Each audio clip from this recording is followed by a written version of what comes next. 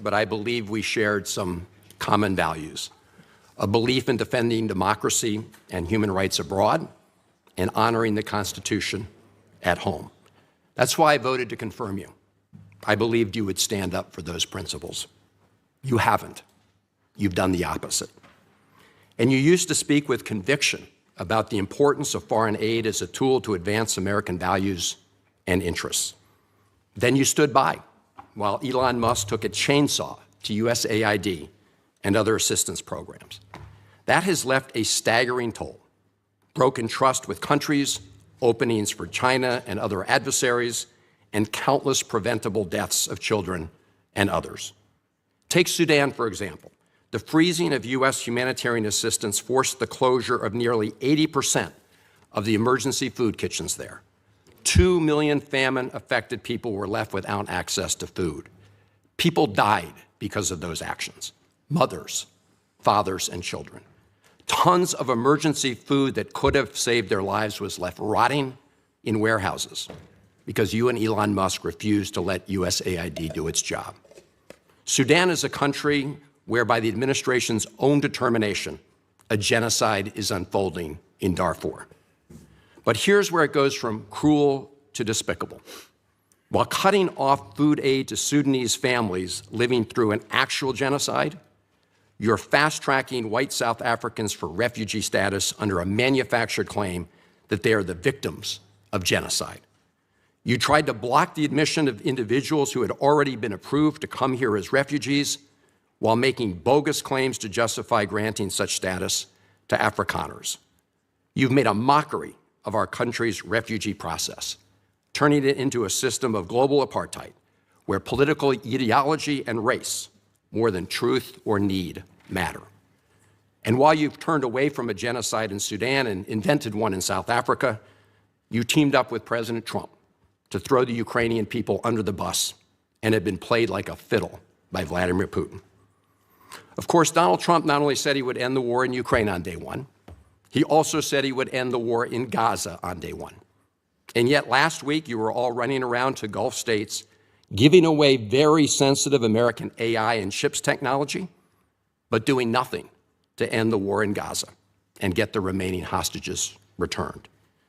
You know that for 78 days, the Netanyahu government did not allow a scrap of food to enter Gaza to reach over 2 million civilians.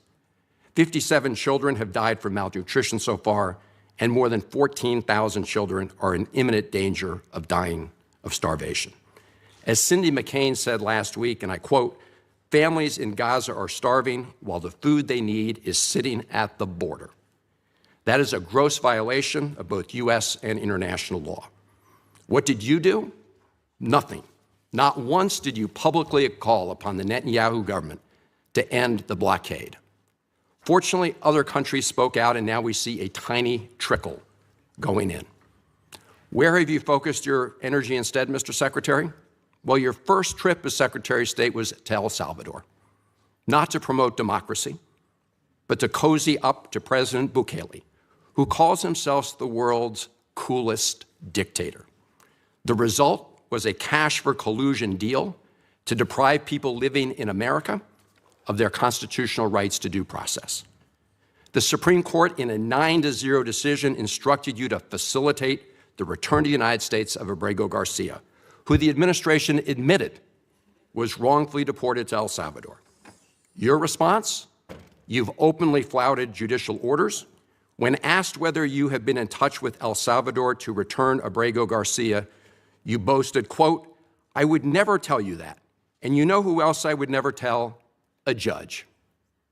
Clearly, you don't care about the Fifth Amendment right to due process, and you don't care about the First Amendment either, since you've been very busy snatching students off of college campuses for exercising their right to free speech.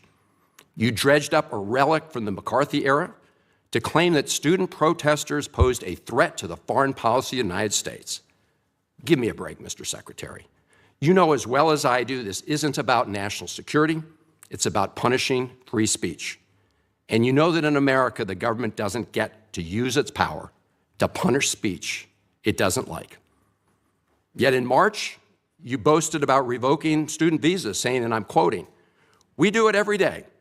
Every time I find one of these lunatics, I take away their visa, unquote. Let's look at one of those lunatics, Mr. Secretary, Ms. Ozturk. Her crime was co-authoring an op-ed in her college paper critical of Tufts University's response to the war in Gaza. Your own department found zero links to terrorism, no anti-Semitic statements, but you still yanked her visa and shipped her off to detention in Louisiana. And the list goes on and on.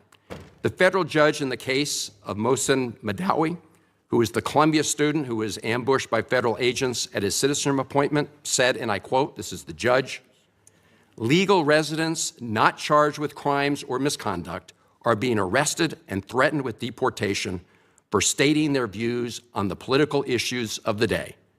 Our nation has seen times like this before, especially during the Red Scare and Palmer raids. Like the McCarthy-era witch hunts of the 1950s, your campaign of fear and repression is eating away at foundational values of our democracy. Back then, it took one voice, Attorney Joseph Welch, to cut through the hysteria with the simple question that marked the beginning of the end of that shameful era. He asked Senator McCarthy, have you no sense of decency? And I would ask you the same, Secretary Rubio. But you have shown through your words and your actions what the answer is. And I have to tell you directly and personally that I regret voting for you for Secretary of State. I yield back. May I respond? You may sit. Well, first of all, your regret for voting for me confirms I'm doing a good job, based on what I know. Well, that's about just your a record flippant and what you statement, stand Mr. for. Secretary. Can I respond, Mr. Chairman? You may. I didn't ask Senator, questions. please let the Secretary have I'd be the floor. happy to, but then I can respond to his Your time's up, Senator, and willfully used, I might add. Well- Your remarks do not represent the view of this committee. Well, Mr. Chairman- Secretary, please. Well, I'd like to. I can't respond to everything he said because much of these are untrue, but I'll go through a few. First of all, I'm actually very proud of the work we've done with USAID. For example, I don't regret cutting $10 million for male circumcisions in Mozambique. I don't know how that makes us stronger and more prosperous as a nation. I raised don't regret Sudan, Mr. psychosocial support services. I raised for USAID. Sudan, Mr. Secretary. Can I not respond, Mr. Mozambique. Chairman, or do I? Senator, I'd ask you to suspend. You had 7 straight minutes of I chose railing to that. use my time that way, Mr. Chairman. That's my right to Please use my suspend time that way. Secretary Rubio. Well, I can go on. I mean, there's other things here. We spent $227,000 for Big Cat's YouTube channel from USAID. We spent $14 million for social cohesion in Mali, whatever the hell that means. So I can go on and on. I got the list here, and there's more. I didn't even bring the whole list. In the case of El Salvador, absolutely. Absolutely. We deported gang members, including the one you had a margarita with. And that guy is a human trafficker, and that guy is a gangbanger, and the evidence is going to be clear. In the days to come, Mr. you're Chairman, going to see who you went to look, defend. Senator, I'm sorry, please, Mr. Chairman. Secretary No. Rubio has the floor. Mr. Chairman, he can't make unsubstantiated Senator, comments like that. Secretary Rubio has the floor. You had Secretary your time. Rubio should take that testimony to the federal court in Senator- the United States because Well, he hasn't done it under oath. Here's another point, okay?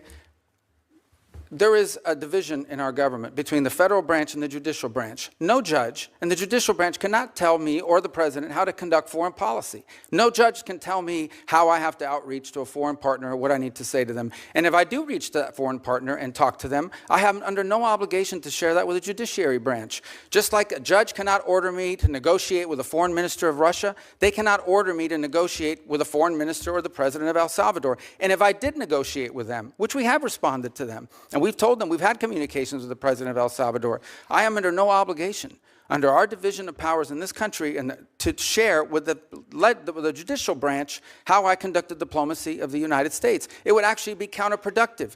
If I started sharing with courts, or frankly, with the media, my conversations with foreign leaders and all of their details, no foreign leader would talk to me again, and we would break trust with them. So I have complied with every court order. What I won't comply with is an order to disclose what I'm saying and what we're talking about with a foreign leader, because then they won't talk to me. Diplomacy doesn't work that way. About the student visas, let me say this. I don't deport anybody, and I don't snatch anybody. The State Department does not have officers in the street snatching everybody. What I do is revoke visas, and it's very simple. A visa is not a right.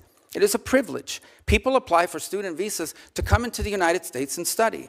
And if you tell me that you're coming to the United States to lead campus crusades, to take over libraries and try to burn down buildings and acts of violence, we're not going to give you a visa. Is that what Ms. Ozturk did? We're not going to give you a Is that what visa. she And if you did? do Come that- on, Mr. Secretary. And every single You're one of just these blowing cases, the smoke factors here are now. different. Senator- The bottom line is, if you're Senator, coming here to stir up trouble on our campuses, we will deny you a visa. And if you Does have the a First visa Amendment and we find apply you, to we'll people revoke living in it. the United And States? we're going to do more. There are more coming. We're going to continue to revoke the visas of people who are here as guests and are disrupting our higher education facilities. People are paying money. These kids pay money to go to school, and they have to walk through Writing a bunch an of op-ed lunatics to the who are tough here on student newspapers visas. disrupting the Simple foreign as policy of the that. United I want to States. do more. I hope we can That's find more of these people. pathetic, Mr. In fact, Secretary. the other day, some guys led a riot. I forgot what university it was, and I asked, please, can you find the arrest records of all the people that were arrested at that riot at that campus? Because if any of them have a visa.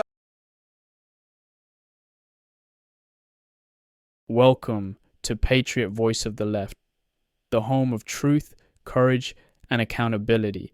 Before we begin, don't forget to like this video, share it with your friends, and subscribe to join our growing movement of real patriots who stand for justice, equality, and the American promise of decency. What we witnessed in that hearing was more than a political exchange. It was a moral confrontation. Senator Van Hollen stood tall, not just as a Democrat, but as a defender of American values that transcend party lines. He reminded the nation that true patriotism isn't blind loyalty to power. It's about holding leaders accountable when they betray the people they swore to serve. Van Hollen called out Secretary Rubio's hypocrisy and indifference to human suffering. He exposed the tragic reality that, under this administration, humanitarian aid was gutted, leaving millions starving in Sudan, with children dying while food rots in warehouses. That's not just bad policy, that's a stain on America's conscience. And while real genocides unfold abroad, Rubio and his allies fast-track white South Africans under a false narrative of persecution. That's not compassion, that's racial politics, plain and simple. Van Hollen also condemned the silence over Gaza, where families starve while food and aid are blocked at the border. For over 70 days, the administration did nothing, and Rubio refused to even publicly urge an end to the blockade. As Van Hollen said, that's a violation of international law and of basic human decency. And when he spoke about student protesters, he wasn't defending chaos. He was defending the Constitution. He stood up for young Americans who dared to speak out, only to have their visas revoked and their voices silenced. That's McCarthyism reborn, and Van Hollen had the courage to call it what it is. When he asked Rubio, "Have you no sense of decency?" that wasn't just a question to one man. It was a question to a nation that's losing its moral compass. Senator Van Hollen represents what real patriotism looks like. The courage to tell hard truths, to stand up for the voiceless, and to defend the values that make America worth believing in. If you believe that compassion is strength, that justice is patriotic, and that silence in the face of cruelty is not an option, then you belong here. Subscribe to Patriot Voice of the Left. Together, we'll keep shining light where others stay silent, and we'll keep fighting for the America we still believe in.